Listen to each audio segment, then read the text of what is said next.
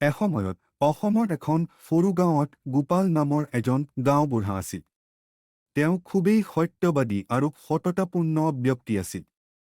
এদিন গাঁৱত থকা এজন ধনী ব্যৱসায়ীয়ে নিজৰ টকা ভৰ্তি এটা মোনা হেৰুৱাই পেলালে।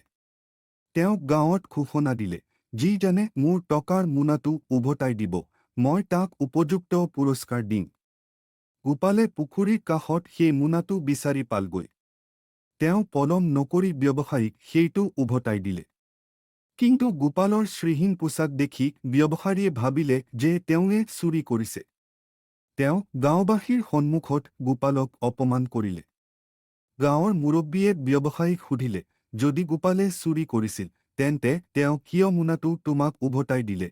ধনী ব্যৱসায়ীজনে তৎক্ষণাৎ নিজৰ ভুল বুজি গোপালক ক্ষমা খুজিলে আৰু পুৰস্কাৰ দিয়াই নহয়, তেওঁৰ দুখীয়া জীৱনো উন্নত কৰিবলৈ সহায় কৰিলে। আপোনালোকে যদি গল্পটো পছন্দ কৰিলে, লাইক কৰক, বন্ধু-বান্ধৱীৰ লগত শ্বেয়াৰ কৰক আৰু এনেধৰণৰ অনুপ্ৰেৰণামূলক গল্প পোৱাৰ বাবে দ্য এক্সপ্ল'ৰাৰ চেনেলত ছাবস্ক্ৰাইব কৰক।